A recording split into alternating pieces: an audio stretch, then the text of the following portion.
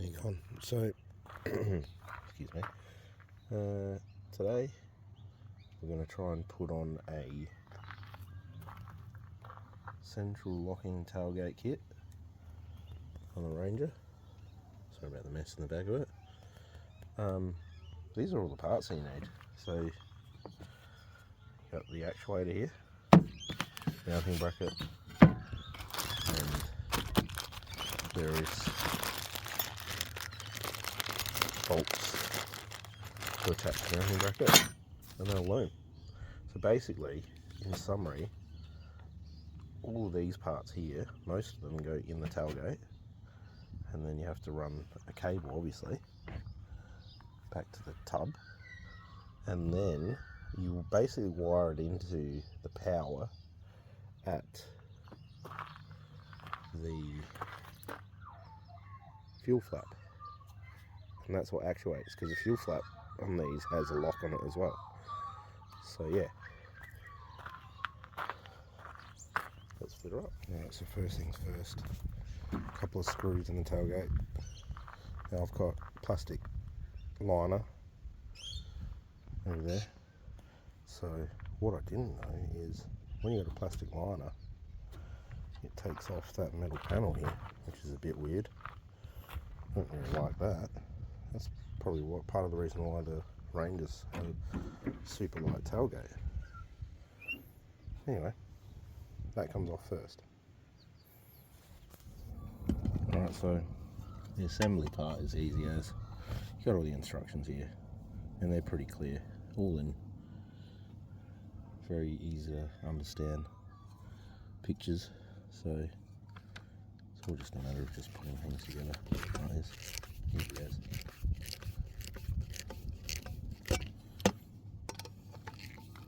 All the screws and stuff seem like pretty good heavy duty gear, so I don't think I'm going to have any problems with stuff breaking or coming loose. It's all pretty solid. Yeah, so it's just taking me a couple of minutes. You just put in these clips here, and then the tailgate you have to take off a couple of C-circle here. You have to take a couple of the existing clips out because this bolts in.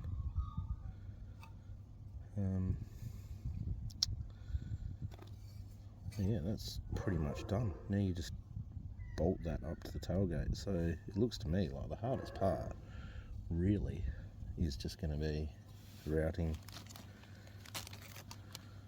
the loom, and it's all done for you. It's like plug and play. So anyway, there we go.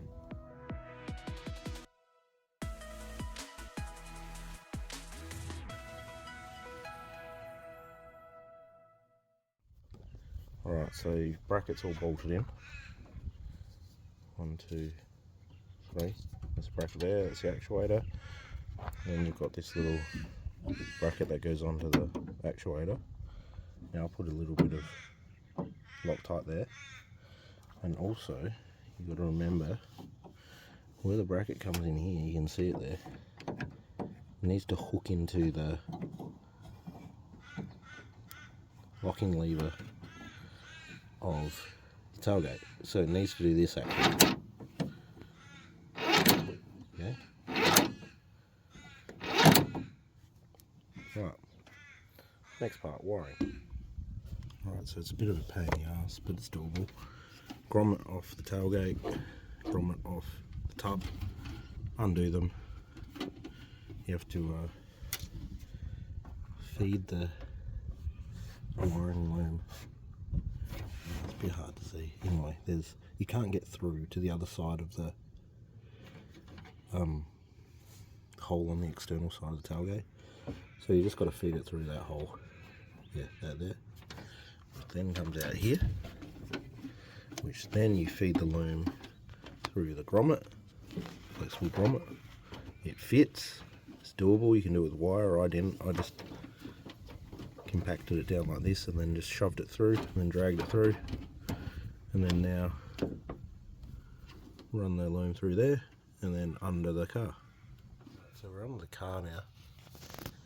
vehicle, whatever you might call it. And we're underneath here. So this is the back of the vehicle here. And then I've run that loom from the central locking kit. It's hard to see, but it just runs up and along to the chassis rail here. And then there's some loom that runs on top of the chassis rail here. So the thick one is the vehicle loom, and then the thin one is a loom from the central locking kit. Runs all the way along this inside of the chassis rail. You can see I've just zip tied it next to it. Goes all the way through here, and then I've taken this inner guard off. Now I thought it'd be a pain in the butt because I've put some bigger flares on, but it turns out I don't even need to take the flare off, which is good. And then I start routing it up this way, and then we go to the actuator for the fuel flap,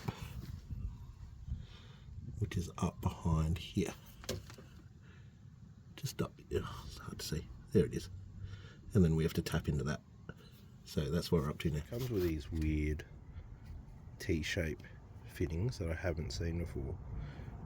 Like, I've seen clip-on fittings, but not like this one. Anyway, hope this one doesn't come back to bite me, because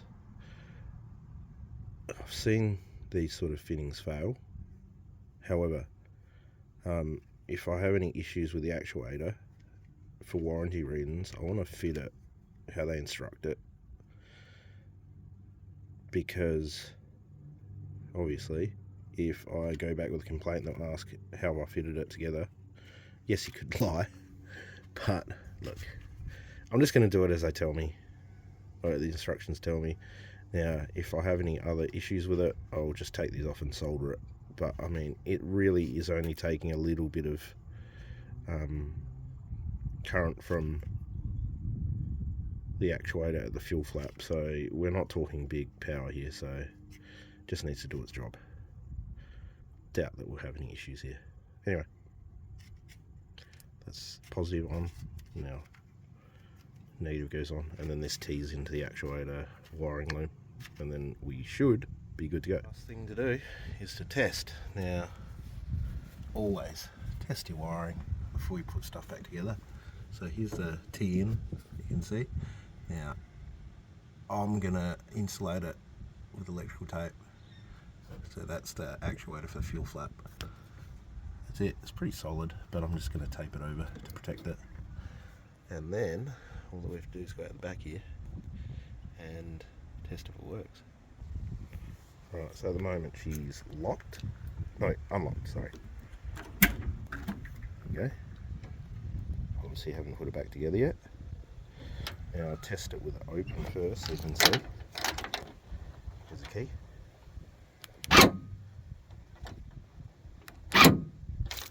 Very nice. Close her up.